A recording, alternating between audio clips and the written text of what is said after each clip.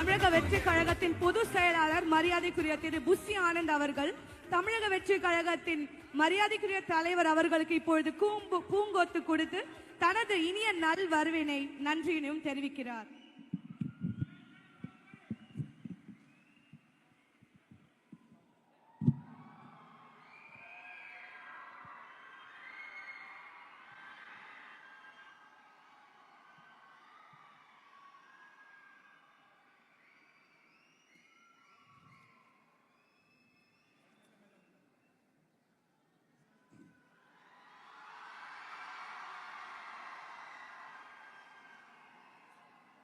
நடந்து முடிஞ்ச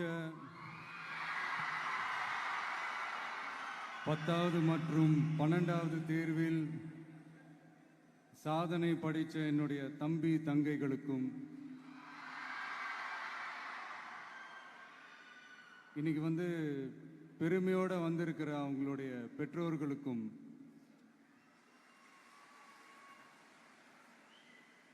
இந்த ஃபங்க்ஷன் இவ்வளோ சிறப்பாக நடக்க காரணமாக இருக்கிற என்னுடைய பொதுச் செயலாளர் மிஸ்டர் ஆனந்த் அவர்களுக்கும் மிஸ்டர் ராஜேந்திரன் அவர்களுக்கும் தமிழக வெற்றி கழகத்தினுடைய தோழர்களுக்கும்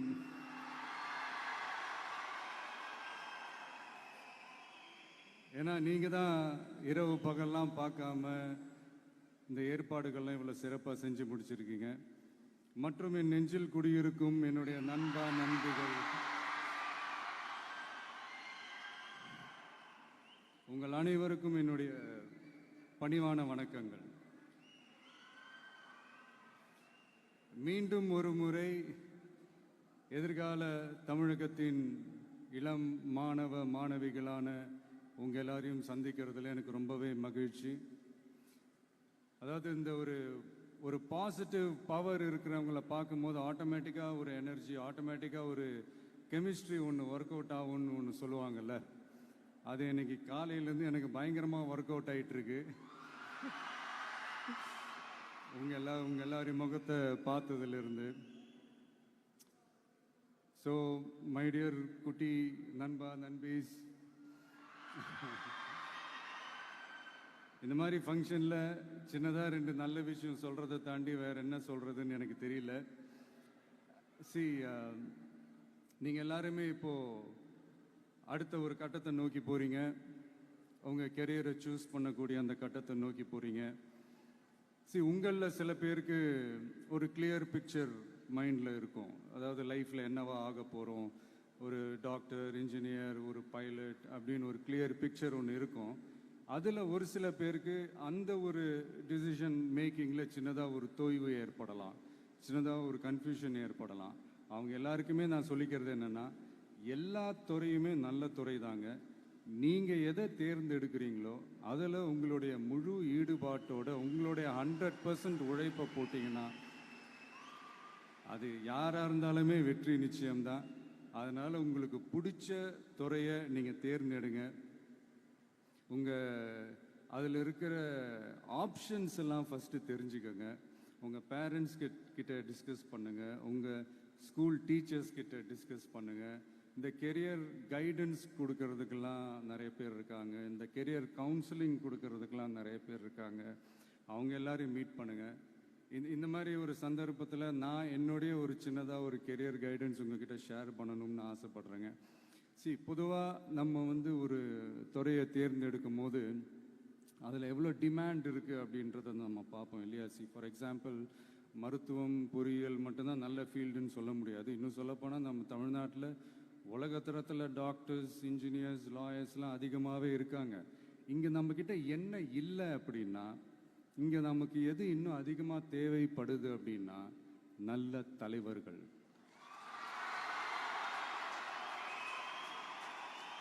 நான் தலைவர்கள்னு சொன்னது வெறும் அரசியல் ரீதியாக மட்டும் சொல்லலை. இப்போ நீங்கள் ஒரு துறைக்கு போகிறீங்க, அதில் நீங்கள் சிறந்து விளங்குனீங்கன்னா அந்த ஒரு தலைமை இடத்துக்கு உங்களால் ஈஸியாக வர முடியும்.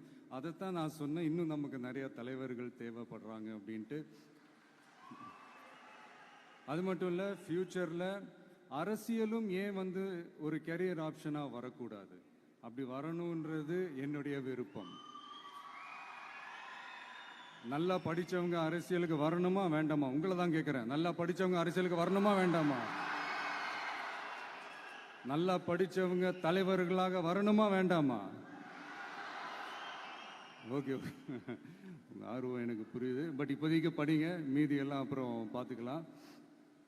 அதே மாதிரி நீங்கள் படிக்கும்போதே மறைமுகமாகவே நீங்கள் அரசியலில் ஈடுபட முடியாது. எப்படின்னா ரொம்ப சிம்பிள். நீங்கள் ஒன்றும் இல்லை, நீங்கள் டெய்லி இந்த நியூஸ் பேப்பர்லாம் படிங்களேன். படிக்க படிக்க உங்களுக்கே தெரியும், ஒரே செய்தியை ஒரு நியூஸ் பேப்பர் ஒரு மாதிரி எழுதுவாங்க, அதே செய்தியை இன்னொரு நியூஸ் பேப்பர் இன்னொரு மாதிரி எழுதுவாங்க. ஒரு செய்தியை ஒரு நியூஸ் பேப்பரில் ஃப்ரண்ட் பேஜில் ஹெட்லைன்ஸில் போடுவாங்க, அதே செய்தியை இன்னொரு நியூஸ் பேப்பரில் கடைசி பக்கத்தில் கூட போட மாட்டாங்க. நீங்கள் நியூஸ் வேறு, ஒப்பீனியன் வேறு, செய்தி வேறு, கருத்து வேறுங்கிறது உங்கள் எல்லாருக்குமே தெரிய வரும். இப்போல்லாம் பார்த்தீங்கன்னா நிறையா இந்த மெயின் ஸ்ட்ரீம் மீடியாவுக்கு ஈக்குவலாக நிறைய இந்த சோஷியல் மீடியா சேனல்ஸ்லாம் இந்த நல்லது கெட்டதுன்னு இந்த ஒப்பீனியன்லாம் க்ரியேட் பண்ணுறாங்கல்ல, அதெல்லாம் நீங்கள் பார்த்தீங்கன்னா ரொம்ப ஈஸியாக ஒரு நல்லதை கெட்டதாகவும் கெட்டதும் நல்லதாகவும் நல்லவங்களை கெட்டவங்க மாதிரியும் கெட்டவங்கள நல்லவங்க மாதிரி இந்த மாதிரி புரணி பேசி ப்ரொஜெக்ட் பண்ணுறதெல்லாம் இந்த மீடியா சோஷியல் மீடியாலலாம் நம்ம பார்க்குறோம் இல்லையா? நீங்கள் எல்லாமே பாருங்கள், நீங்கள் எல்லாமே படிங்க, பட் எது உண்மை பொய்ன்னு மட்டும் அனலைஸ் பண்ண மட்டும் கற்றுக்கங்க. அப்போ தான் இங்கே உண்மையிலே நம்ம நாட்டில் என்ன பிரச்சனை, நாட்டோட மக்களுக்கு என்ன பிரச்சனை, இந்த சமூக தீமைகள் பற்றிலாம் உங்களுக்கு தெரிய வரும். அது தெரிஞ்சுக்கிட்டாலே இந்த ஒரு சில அரசியல் கட்சிகள் செய்கிற இந்த பொய்யான பிரச்சாரங்களை எல்லாம் நம்பாமல் எது கரெக்டு, எது தப்பு, எது உண்மை பொய்ன்னு இதை அனலைஸ் பண்ணி பார்த்துட்டு நல்ல தலைவர்களை தேர்ந்தெடுக்கக்கூடிய ஒரு விசாலமான ஒரு உலக பார்வை உங்களால் வளர்த்துக்க முடியும். அது வந்துட்டாலே அதை விட ஒரு சிறந்த அரசியல் வேறு எதுவுமே இருக்க முடியாதுங்க. அதை விட நம்ம நாட்டோட வளர்ச்சிக்கு நீங்கள் செய்ய போகிற அந்த பங்களிப்பு வேறு எதுவுமே இருக்க முடியாது. ஃபைனலாக ஒரே ஒரு சின்ன விஷயம், friendship adds fragrance to life. அதில் எந்த மாற்று கருத்துமே கிடையாது. ஒரு கட்டத்துக்கு அப்புறம் பேரண்ட்ஸுக்கு அடுத்தபடியாக, இன்னும் சொல்லப்போனால் பேரண்ட்ஸை விட அதிகமாக நண்பர்களோட டைம் ஸ்பெண்ட் பண்ணக்கூடிய அந்த ஒரு சூழ்நிலை ஏற்படும். அதனால் நல்ல நண்பர்களை தேர்ந்தெடுங்க. நீங்கள் கேட்கலாம், நட்புன்றது அதுவாக அமையிறது தானே, நாம் எப்படி சூஸ் பண்ண முடியும்னு. அது ஒரு விதத்தில் கரெக்டு தான். அதனால் நான் கொஞ்சம் வேறு மாதிரி சொல்கிறேன். இப்போது உங்களுடைய இந்த நட்பு வட்டாரத்தில் இப்போ ஏதோ ஒரு விஷயம் தப்பாக இருக்குது அப்படின்னா, இப்போது அதில் சில பேர் இந்த தவறான பழக்கங்களில் ஈடுபட்டிருந்தாங்கன்னா முடிஞ்சால் அவங்கள நல்வழிப்படுத்த பாருங்கள். இந்த தவறான பழக்கங்களில் மட்டும் ஈடுபடாதீங்க, ஈடுபடக்கூடாது. நான் முன்னாடியே சொன்ன மாதிரி தான், உங்களோட அடையாளத்தை எக்காரணத்தை கொண்டும் இழந்துடாதீங்க. Don't lose your identity at any cost. இது நான் ஏன் இவ்வளோ வலியுறுத்தி சொல்கிறேன்னா, இப்போ ரீசெண்ட் டைமில் நீங்கள் பார்த்தீங்கன்னா நம்ம தமிழ்நாட்டில் இந்த போதை பொருட்களுடைய இந்த பயன்பாடு அதெல்லாம் வந்து முக்கியமாக யங்ஸ்டர்ஸ் மத்தியில் ரொம்பவே அதிகமாயிருச்சு. ஒரு பெற்றோர் என்ற முறையில், ஒரு அரசியல் இயக்கத்துக்கு தலைவர் என்ற முறையில் எனக்குமே ரொம்ப அச்சமாக தான் இருக்குது. சொல்லலாம், இப்போ வந்து இந்த போதை பொருட்கள்லாம் இதெல்லாம் கண்ட்ரோல் பண்ணுறது அரசோட கடமை, இதெல்லாம் வந்து யங்ஸ்டர்ஸை இதிலேருந்து காப்பாற்றுறதெல்லாம் அரசுங்களோட கடமை. இப்போ ஆளும் அரசு அதெல்லாம் தவற விட்டுட்டாங்க அப்படின்றத பற்றிலாம் நான் இங்கே பேச வரல. அதுக்கான மேடையும் இது இல்லை. நான் என்ன சொல்ல வரேன்னா, சில நேரத்தில் அரசாங்கத்தை விட நம்ம லைஃப்பை நம்ம தான் பார்த்துக்கணும், நம்மளுடைய சேஃப்டியை நம்ம தான் பார்த்துக்கணும். ஸோ உங்களுடைய செல்ஃப் கண்ட்ரோல், உங்களுடைய செல்ஃப் டிசிப்ளின் அதை மட்டுமே வளர்த்துக்கோங்க.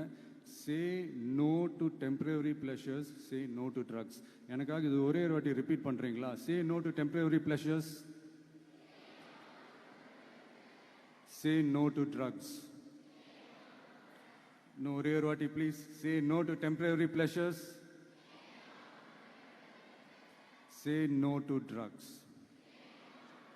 தேங்க்யூ. இந்த உறுதிமொழியை நீங்கள் எல்லாரும் எடுக்கணுன்ட்டு நான் ரொம்ப தாழ்மையுடன் கேட்டுக்கிறேன். மற்றபடி வேற ஒன்றும் இல்லை. இந்த தேர்வில் தேர்ச்சி பெற முடியாதவங்க, நினச்ச மாதிரி மார்க்ஸ் எடுக்க முடியாதவங்க ஒன்றும் லைஃப்பில் எதுவும் டிசப்பாயிண்ட் ஆகாதீங்க. வெற்றி தோல்வி ரெண்டுமே ஈக்குவலாக பேலன்ஸ் பண்ணி போக கற்றுக்கிட்டாலே போதும். தோல்வி நம்மக்கிட்ட வர்றதுக்கே பயப்படும். Success is never ending, failure is never final. So இது மட்டும் புரிஞ்சுக்கோங்க. நான் 3ஆம் தேதி மீட் பண்ண போகிற அந்த செட் ஆஃப் ஸ்டூடெண்ட்ஸ் அண்ட் பேரண்ட்ஸுக்கும் சேர்த்து தான் இன்னைக்கு வந்து நான் பேசுகிறேன். ஏன்னா மறுபடியும் இந்த மாதிரி அட்வைஸ் பண்ணி அவங்கள நான் போர் அடிக்க விரும்பலை. ஏன்னா ஜென்ரலாகவே தெரியும் அட்வைஸ் பண்ணவங்க எல்லாருக்கும் பிடிக்காதுன்னு. ஏன்னா நானும் அப்படி தான்.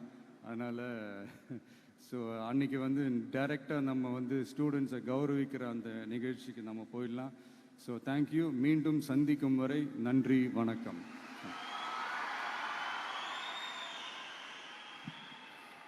ரொம்ப ரொம்ப தேங்க்ஸ் சார். எத்தனை தடவை